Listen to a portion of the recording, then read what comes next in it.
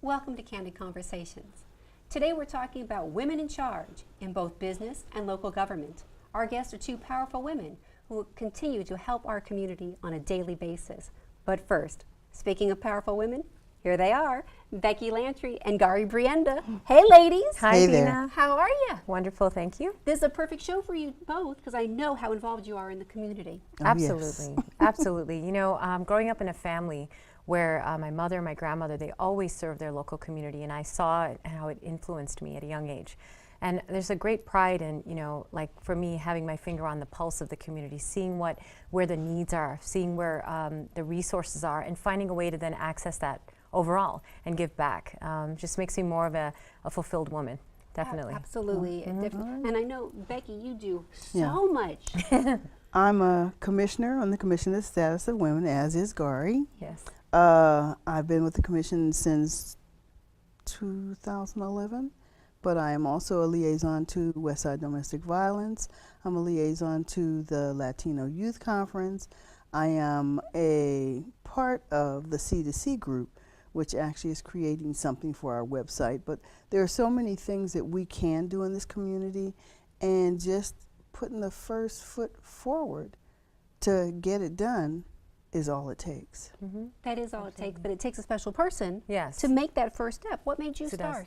You know, it's interesting. I wasn't seeking it out. I think that, you know, I was just serving, you know, as the marketing director for Whole Foods. In addition to the commission, I am actually the community relations specialist. So part of my job is to go out and find where the needs are in the nonprofits or brand partnerships or sponsorships. But as I was going out and just doing my day-to-day job, I just really tuned into the needs of what people wanted and where people were suffering or where they just needed a little extra to take that next leap like Becky speaks of, and just became so passionate about it and realized that this really is my calling. And there is a level of humility that's required. So it's that character-driven humility, ability to kind of see beyond your own needs and choose wisely and appropriately for the need of the society. Right. And I figure once you step into actually helping, you can help from the young to the old. I also work with something called Fame Redevelopment, and we just developed senior housing because Santa Monica had a need for senior housing because there is not a lot of it, and there's not a lot of affordable senior housing. So I had to actually get on board for that to make sure that the seniors were represented. Yeah, and you know, Becky, I've actually worked with Becky quite often on the senior community and providing resources for them, whether that be nutritional advice, wellness advice, fitness advice, and being able to kind of put on these little seminars and workshops in the community where the seniors can raise and ask questions. They can raise their concerns and say, I don't have access to this. Where can I find information about, say, hypothetically, osteoporosis or diabetes? And just to be able to be like a liaison, as Becky mentioned, is quite rewarding. Well, the fact that you both are doing that, we're all very lucky. Everyone in the community is. And it's going to be a fantastic show. So thank you both for your service. And we'll be right back with our guests. Riding a bicycle can seem like child's play. But only if you're playing indoors.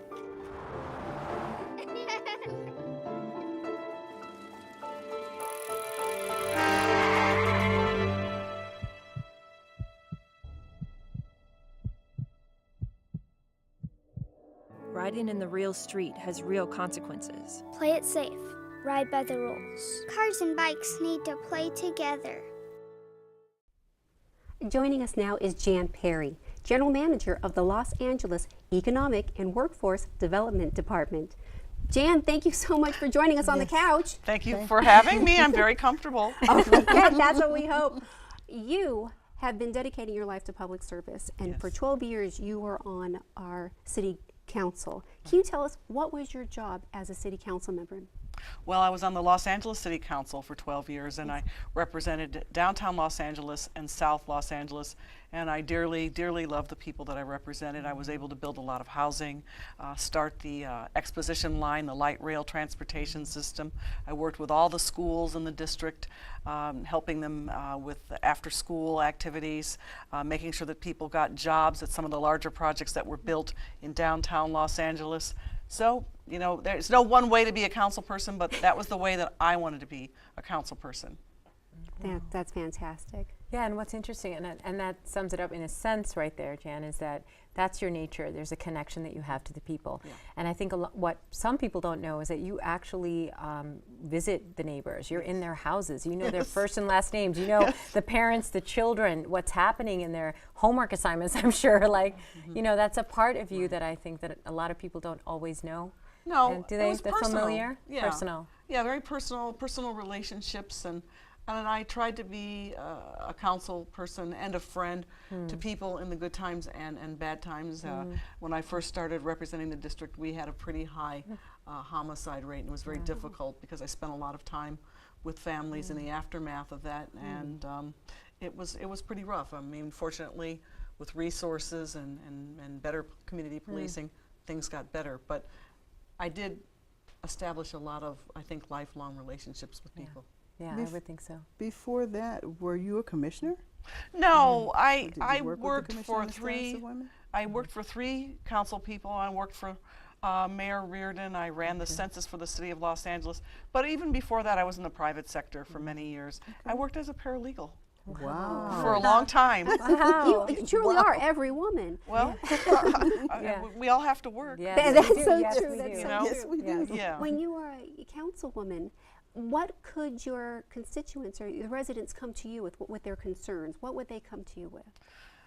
Well, you know, I represented Skid Row, and then I represented people who lived in homes. So, you know, ran the gamut. It ran the gamut from, you know, people wanting to build museums or cathedrals to people who had no housing and were suffering the effects of mental illness. And everybody came through the door, and everyone got served to the best of our ability. Yes. So I think what I loved about the district is the broad array of issues and problems and challenges that came through the door every day. Fantastic. You talked about the light rail, and I know that you were instrumental in starting that. Yeah. How did that all begin? Well, you know, we've been building out a light rail system since Mayor Bradley was the mayor, so it's been a while. Yes. And finally, the dreams, the vision is coming to reality, and the funding was in place. And so the light rail system, which is basically an extension of the Blue Line, so it's going across Exposition.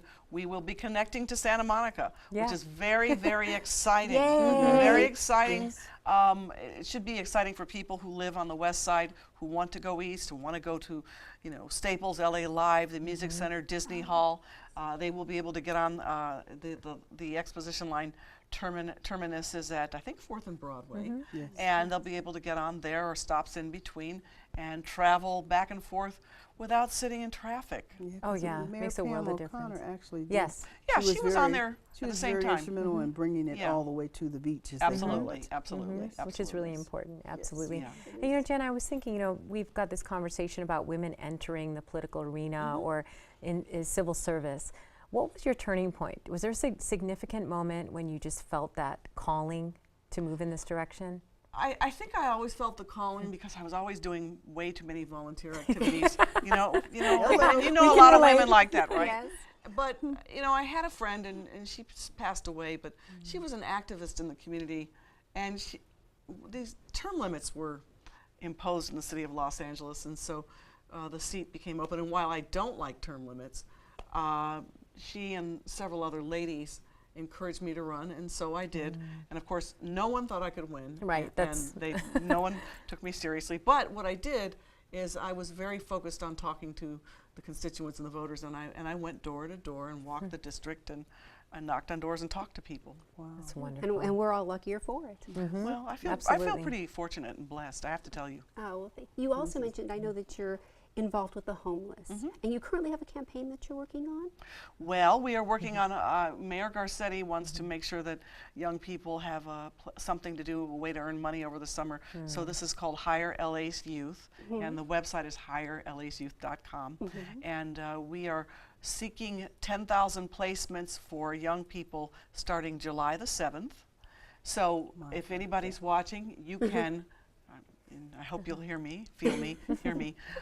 Young people can be hired, $2,000 per young person, or you can hire them onto your payroll for 6 weeks, or if you just absolutely don't have the money, you can ask us for a subsidy, and we can subsidize that young person, but we really, really want young people to have a good experience and a way to, you know, get a start in life. And they come job ready. They come trained in financial literacy, so they know how to manage that That's money they're fantastic. making. Oh, that's Yeah. terrific. Yeah. Yeah. Do you find that maybe there are a lot of homeless youth? You know, your area? there is an income index in order for the young people to qualify, and the age range is 14 to 24. Okay. Now, as to their status, whether they are homeless or not, I can't answer that because I don't know the answer to that. Right. But what I do know is that it's based on income eligibility. Okay. Yeah. Now, do you do a homeless count, and how do you do it? The city of Los Angeles does a homeless count, and they Okay. do a mid-census homeless count, so they can make adjustments in terms of requests for federal funding. When I worked for Mayor Reardon, we did do a homeless count prior to we did sort of a dry run or a dress rehearsal prior to the full census. And the challenge in counting people who are homeless, a lot of people couch surf, so they're hard to find. Oh, yes. Right. Yeah. And then people who stay outside and don't partake of any service are very hard to find.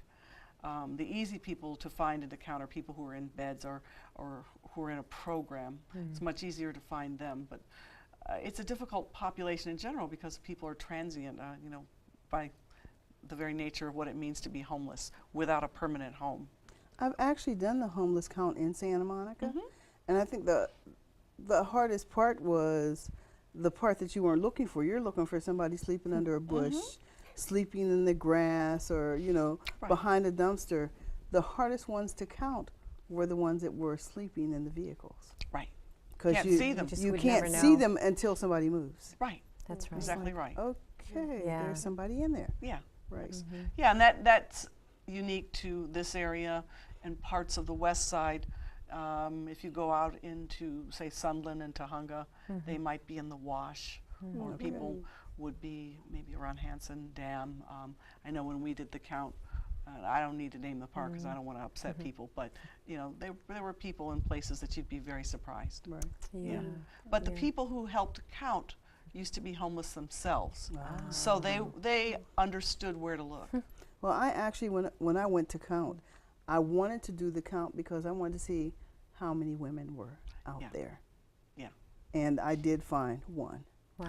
Well, I think in general over the last decade there are more women now who are homeless, more elderly people who are homeless, which is really frightening. Yes. Yes. And of course vets who Yeah. need wraparound services. Oh, Right. absolutely. Yeah, and support. Absolutely. Oh my goodness. And more housing.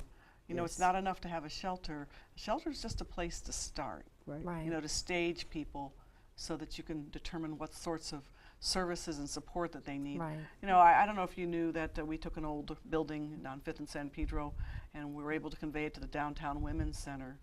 And they raised Oh, a lot wow. of money. Yeah. And now it is permanent supportive housing for, I think it was maybe over 70 Okay. elderly women. It's absolutely beautiful. Fantastic. And That's it's just, great. it's a real joy to Yeah, do it housing is. projects like that. It is. I was gonna say, do Absolutely. you think we need to build a lot more projects that will actually house homeless and low income? I think yes, and I had begun to do that in South Los Angeles. I always felt that people who were formerly homeless with families needed to be in South LA where there's parks and schools and libraries on bus lines and transportation lines. But I also think that you have to always have housing in the pipeline for whatever demographic changes you're going through. One of the projects that I built with a nonprofit was grandparents raising their grandchildren. It was Wow. one of the fastest growing statistics in this country because, well, Oh, you I know, know. the kids lose their jobs. Yeah. They go back home to live with the parents. Yes. And then, you know, they ask mother and dad, can you help me out while I go to work? Exactly. Right. And, Exactly. you know, the grandparents are raising a second generation That's of right. children. And that's Wow. why you are absolutely fantastic. You take care of everybody in our community, and we so appreciate you spending this time with us on the couch Thank you. today. Yes, Jan, thank you, Jan. so I had much. a great time. Good. Thank you. Appreciate you. Thanks so much. Thank you. And we certainly hope that you will continue to join us. We'll be right back after this commercial.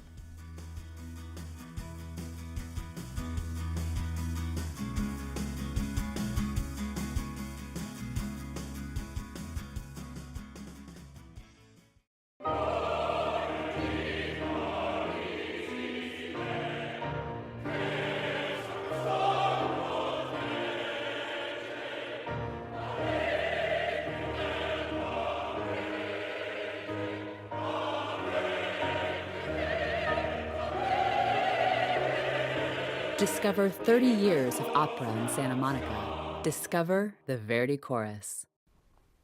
Joining us now is Laurel Rosen, President of the Santa Monica Chamber of Commerce. Laurel, thank you so much for joining us today. Thanks, it's great to be here. We're really thrilled. And I'll be the first to say, I've heard of the Chamber of Commerce, but I don't know what you guys do. Can you explain what the Chamber of Commerce is? Sure, I think I can do that. Okay. You know, it's not uncommon. A lot of people have ideas of what they think a chamber does. And a chamber of today is very different from chambers in the past. We have more expectations in terms of how we are impacting the community. So there's a couple different things I say to sort of clarify that. Chambers are what people expect, which is a community resource for their business members, where you give them different opportunities to be in front of their next best customer, their next best client, where you give them tools for sales to be able to be successful, to be able to flourish. And so that's one of the things that we do, of course, and what people expect. But on top of that, you actually have to be an educator, you have to be a mentor, you have to provide the kind of resources where they can develop, you know, where they can either go and find out more about how to actually run a business, where you need to put them in front of people who are their next best mentor. We have a board that's very diverse, 40 different board members, different industries, and they're tasked with really being able to show people what it means to get involved, to get engaged, and actually to succeed. So that's a big part of what we do is creating that level of connection. I think for me, what I look at and what really is in my heart and what is the most important thing about a chamber is finding ways for people to connect. When I go into my new member orientations, I say to people, I've been around here for 15 years. I was just like you. I was a business person looking for a way to meet people in the community, learn how to do business, learn how to be successful, let people know about my business. But there's a lot of different elements to that, and a lot of it has to do with character development of the individual, what you really want to do, what you feel good about, and then there's the legacy of a business. You know, what's important to that business, what do they want to stand for? So we help guide people into their comfort zones. Are you the kind of person that really just wants to go into a room of 200 people at a mixer and get a lot of business cards? That's great. Are you a person who really wants to be known for your expertise and wants to be able to showcase that and mentor, whether you're mentoring other businesses or children? We do school children. We do a job and career fair where we bring our businesses in and they teach them how to write a resume. You know, what is a business plan? How to do an interview. So it's the educational aspects are really very important. Then there's this whole other side of these strategic partnerships that we create that create the branding for a community. When you have strong partnerships, that speaks to the whole community. It speaks to a city because people are learning how to work together for the betterment of a community. Can any size business join? Absolutely. We have businesses that are people sitting at home, you know, in front of their computers in their pajamas, I'm sure. Yeah, well, hey, let's not talk about those people. I'm one of them. Hey, that's the lifeblood of a chamber. You know, 65% of a chamber are businesses that are 10 and under. Are Really? all the businesses like businesses in Santa Monica? Are they No. all from Santa Monica? No, but they're doing business in Santa Monica. Okay. Okay. You know, and that's the important part. You know, we have 13,000 business licenses that are pulled in Santa Monica. We have approximately 7,500 brick and mortar businesses that reside in Santa Monica, and you get a lot of different types of mixtures. You have corporations that have satellites here. Okay. You know, something like a Microsoft that just opened. Right. It's not the corporate headquarters. It's a satellite. So, and everything in between. We have businesses that have 1,000 employees and businesses that have 1 employee. Their needs are all different. Right. And that's what we have to really figure out, how we're able to react to each one of our businesses' needs and what they want and what's going to support them to be able to move forward with their business model. Great. Yeah. I've got a question. So for your board, Yeah. are they appointed or elected? They are actually elected Okay. and installed.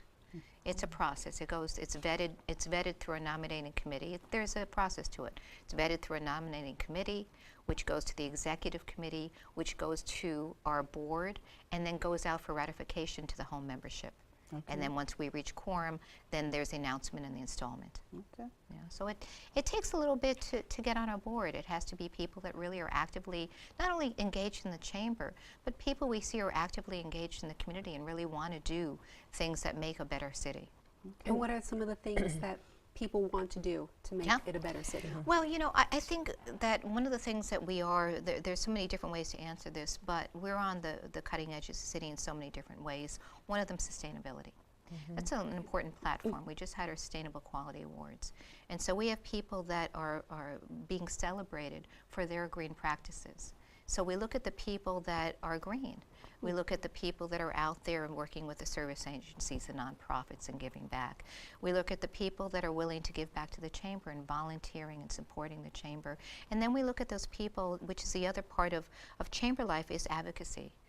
It's very important for a chamber to be able to understand what are issues that are happening in a city and they're impacting the businesses. Really important. Today, not so much even 10 years ago, but a chamber today, they must be advocates. They must understand what's happening at the level of city government that's going to impact that person's ability to do business. That's what we do best, and that's what we do a lot these days, because you have to. You really have to give a level playing field that's competitive with other cities and help those cities understand that economic development and workforce development are really what the future of our city needs, and really important for our businesses. And Really speaking, important. Laurel, of advocacy, we know that when you educate a woman, you educate an entire community. And would you like to talk a little bit about OWL, the Organization of Women Leaders, Yeah. and how you've Yeah. pioneered that? It's really exciting. Organization of Women Leaders, it is OWL, Wise Beyond Our Years. So a few years ago, a couple of our city council who are women came to me and said, "What are you doing for women, Laurel? You do all these great things in general, but we've got these terrific women. What are you doing?" And what happened is I'm a Rotarian, and another Rotarian came to me and said she was on the Commission of Status of Women, and they were going to be celebrating International Women's Day, and it was a light bulb that went off. It was the perfect combination of people and platforms and reasons to come together. So our first year, with very little marketing, we had International Women's Day breakfast and kind of put it together really quickly, and we ended up having 175 women show up, and we were floored. I thought it would be sort of a sweet little breakfast with 50 women.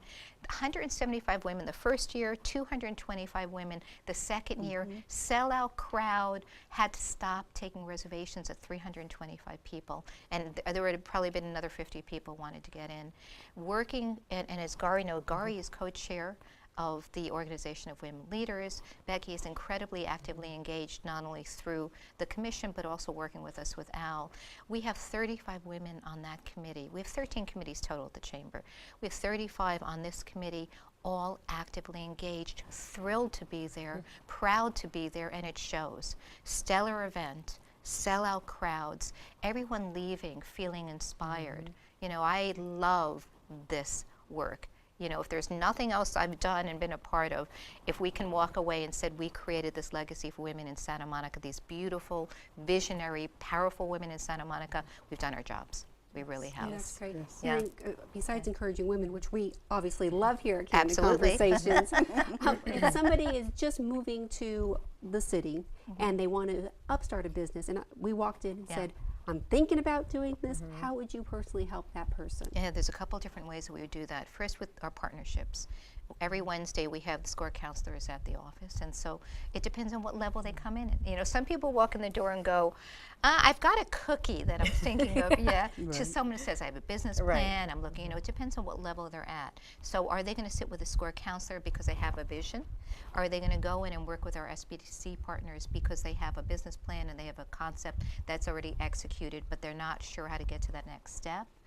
Are they interested in brick and mortar? And at that point, do we need to get together with the city manager's office, with economic development, sit with our partners, welcome them, understand what their needs are, perhaps what their concerns are, help them move forward with their plan. So there's a lot of different people in the community that can make that happen and do make that happen. That's How many members do you have now? Almost 1,000 members, representing over 10,000 employees. Oh my Lots of goodness. people, Fantastic. lots of voices. That's fantastic. Now, Yeah. if to become a member, I'm sure there's a yearly due. There is, and it's based on the size of the company. Again, we have anyone from a one-person shop and also associates. One of the things that's really thrilling is we have people, it happened yesterday, someone said, "I'm retired, but I don't want to let go. I want to have an engagement. So there's a nominal fee to be an associate. You know, people who just really want to be able to dip their toe in a little bit and still have the pulse of the city through the chamber. And then we have, you know, the city, over 2,500 employees, which is our largest member.